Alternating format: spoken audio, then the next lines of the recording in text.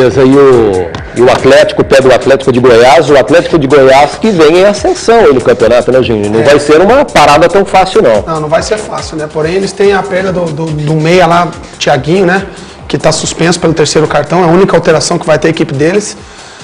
E a nossa tem a volta do Guerron, né? Que é uma opção aí pro ataque, pro Renato Gaúcho. Não sei se... Eu não considero reforço, né? O Robson tá fora, graças a Deus, por motivo de contrato, né? Tem gente dizendo que é desfalque, mas eu não concordo com esse desfalque do Robson. Para nós é um reforço, ele tá fora desse jogo, né? E o Atlético tem que ir para cima. Tem que ir para cima, é tudo ou nada, para cima do Atlético Goianiense lá e buscar a primeira vitória. Nós temos que sair o quanto antes dessa situação. Espero que o Atlético, se vier a fazer um gol no começo do jogo, não recue o time, né? Como fez contra o Santos e também contra o Ceará.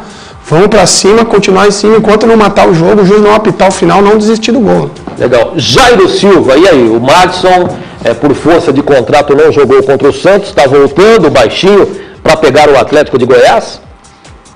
Volta ao ataque, o Gustavo cumpriu a suspensão, pode ficar no banco de reservas, deve ficar no banco de reservas, eu não acho que ele vai voltar ao time na condição de titular, embora não tenha comprometido, jogou muito bem as duas partidas, foi expulso de uma forma muito rigorosa lá no Ceará, né, porque ele tinha cartão amarelo, é bem verdade, aí ele caiu no momento da finalização do cara do Ceará e a bola bateu no braço dele e o juiz tirou ele do campo, mas deve voltar no banco, é uma boa opção para o técnico Renato Gaúcho.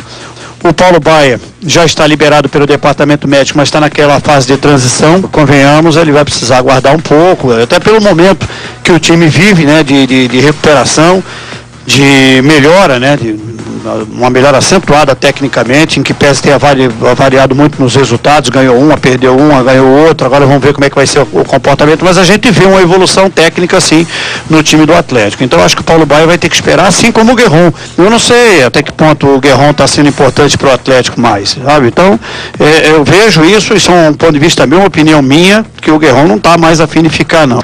E o Paulo Roberto e o Nieto, que seguem no departamento médico. Ontem o clube desistiu oficialmente do Itamar, o Tigre não liberou, disse que ele tinha contrato. Ele chegou aqui dizendo que estava em litígio, e aí por isso que o clube foi à FIFA, tentou, mas não é nada disso. Ele tem um contrato vigente, sim, com o Tigre do México, e não liberou, e o Atlético deu a boina para ele, até logo, passe bem. Mas eu acho que mesmo assim o Atlético vai ter que buscar um atacante, aí ele quer porque quer.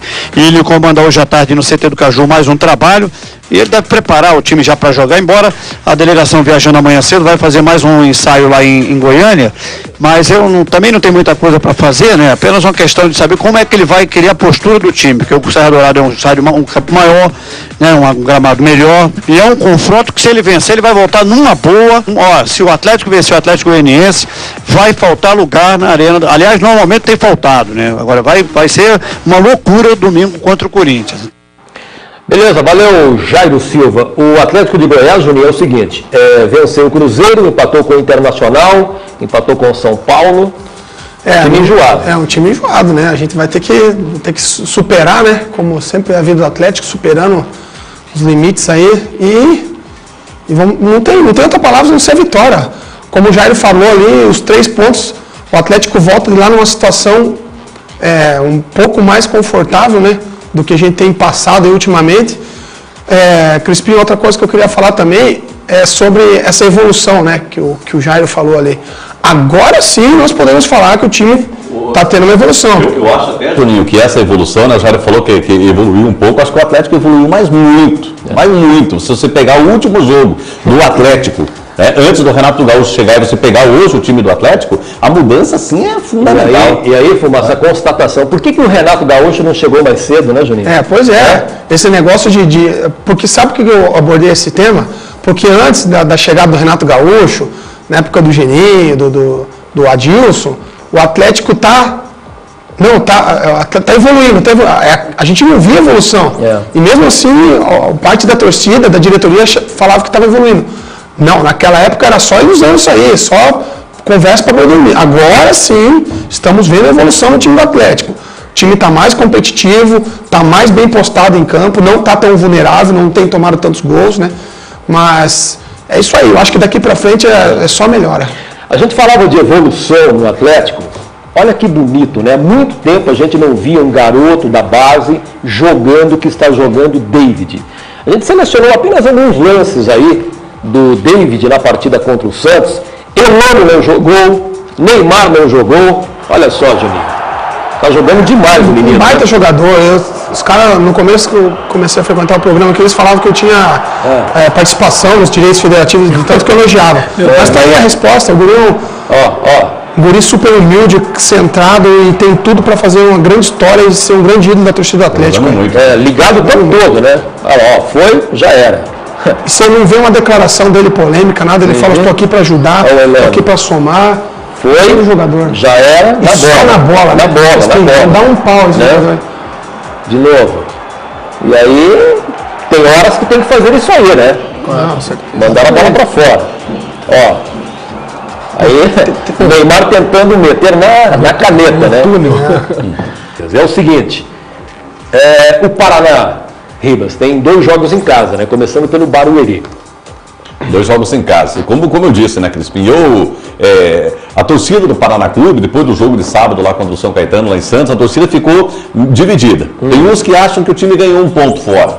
Eu sou da parte que acha que o time perdeu 2 pontos. Por tudo que aconteceu, o Paraná Clube tem alguns desfalques, é bom que se diga, né? O Luciano Castan, que cumpriu suspensão, acabou se machucando, já está fora do jogo. O Lisa não se sabe se volta. O Wellington, que foi uma grande perda, a saída do Wellington, o Paraná perdeu muito em termos de criatividade, em termos de organização do meio campo. Quando saiu o Wellington, deve continuar de fora.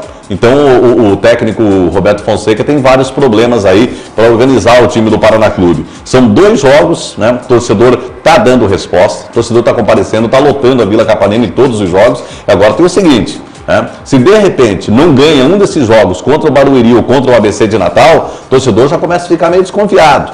Já vai começar a cair a venda de material do clube, já vai começar a diminuir o número de sócios, que todo dia tem gente se associando lá ao Paraná Clube. Então, acho que o técnico Roberto Fonseca tinha que conversar com os jogadores no sentido de ter, mais vontade de ganhar, porque eu não sei se foi exatamente isso, mas dá a impressão pra gente que acompanhou o jogo, na rede desse jogo, que o Paraná ficou conformado com o empate, infinitamente melhor que o São Caetano, mandou no jogo, criou oportunidades e estava conformado com o empate. Não teve pressão de torcida, nada disso. O time do São Caetano muito ruim, um dos mais fracos dos últimos tempos. O Paraná Clube perdeu de ganhar. Agora, contra o Barueri, mesmo com desfalques, é bom que se lembre, o Paraná vai ter desfalques. Contra o Barueri, contra o ABC de Natal, tem que ganhar, porque senão a torcida já vai começar a ficar meio desconfiada em relação ao time. Beleza. Até só para terminar, Crispim, até pela proximidade. Porque hoje a Portuguesa tem 30, Ponte Preta tem em segundo com 26, Paraná em terceiro 24, daí tem o Náutico em quarto com 23, o ABC de Natal tem 22, aí vem Criciúma, um monte de time ali com 20 pontos. Então o Paraná hoje está em terceiro, se não ganhar na sexta, ele pode até sair do G4. E o Cris, hein? Que loucura, hein? Essa punição do Cris. Absurdo. 6 jogos. Absurdo. Esse pessoal do STJD, o pessoal gosta de aparecer. Com certeza. O pessoal gosta de aparecer, porque as penas, primeiro que as penas não são as mesmas para o eixo Rio e São Paulo. Exatamente. São penas bem mais brandas. No caso do Coritiba foi um absurdo o que aconteceu. Esse caso do Cris pegar 6 jogos, que nem ele disse, se eu peguei 6 jogos pela primeira expulsão, essa segunda expulsão, os caras vão querer me prender. Vou sair algemado lá do tribunal, é um absurdo. Não é a mesma pena para os times do eixo Rio e São Paulo, só que a gente vai cair naquela velho papo de sempre, né? O Rio e São Paulo, por isso que eu defendo os nossos times, sabe? Rio e São Paulo, para eles, futebol paranaense não existe. E aqui ainda tem muita gente que fica glorificando isso. Paga pau. Fora. Paga pau. É isso aí. Exatamente. O Pedro, de São José. Crispim, é verdade que tem uma cláusula, aliás, tem um monte de gente que paga pau. Crispim, é verdade que tem uma cláusula no regulamento que o Coritiba tem que ceder o Couto Pereira para o Atlético? Aí ele diz aqui, palhaçada, o Couto é particular e não é da CBF. Contra o Atlético jogar no Couto Pereira, aí, Percy?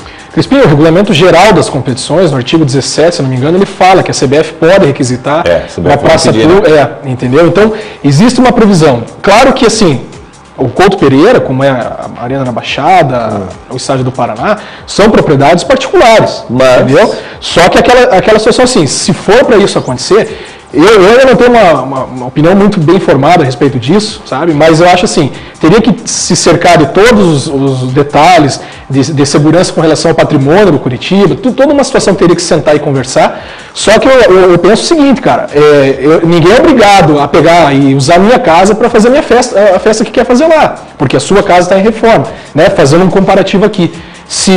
eu penso o seguinte, eu como até jurista aí, pô, querem forçar, cara, eu entraria na justiça, se o caso eu não quisesse entregar o meu estádio. O Petralha já falou que quando ele for presidente do Atlético, o Atlético, ele quer jogar no Couto Pereira.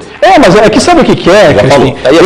Eu penso o seguinte, é assim, ó, nós, o futebol paranaense, a gente poderia estar num estágio um pouco mais avançado, com relação a uma mentalidade mais corporativista, eu entendo assim. Eu acho que a rivalidade tem que ficar para dentro de campo e tudo mais. Só que o problema é o seguinte, esse mesmo cidadão, o Sr. Petralha, ele simplesmente, num ato de absoluta falta de desportividade e respeito ao futebol, ele não permitiu a entrega de uma taça para o Curitiba dentro da Baixada.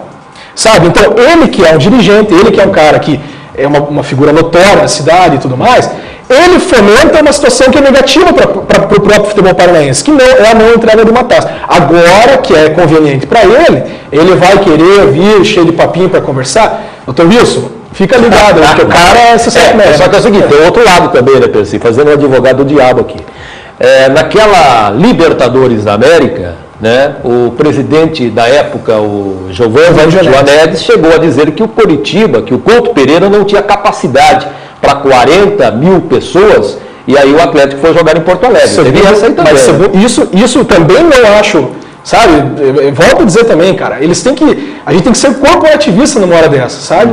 Eu, torcedor, não queria que o Curitiba emprestasse o Couto Pereira como torcedor, mas o dirigente, ele tem que ser mais inteligente nessa hora. Só que essa afirmação do Jonedes à época, ela era baseada em segundo laudos expedidos pelo próprio Corpo de Bombeiros. Não estou sendo em defesa também, mas era um documento oficial que não permitia a capacidade que a Conmebol... Só que antes do pedido ele já se manifestou, né? Aí é que está. Então, mas aí que tivesse capacidade, vamos inventar uma história. Exatamente, essa é o Corpo de Bombeiros naquela época liberou 37.500 lugares. Uma coisa assim, né? Só dá uma pimentadinha, né?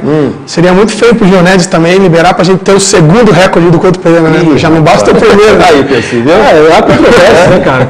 Quando São Paulo em 98, 30 mil pessoas entraram e mais umas 20 mil, 25 mil foram pra casa que não tinha como entrar no estádio. Mas dentro do estádio só 68 mil são lá. Taça BH, conferindo aí o Curitiba, está embalado, o Atlético idem, de repente, novamente Atletiba na final da competição, hein? Ontem, Goiás 0, Atlético 0, e aí, nos pênaltis, né, Juninho? 6-5, oitavas de final, e o Curitiba venceu o Cruzeiro pelo placar de 4-1. 3 gols do Atlético.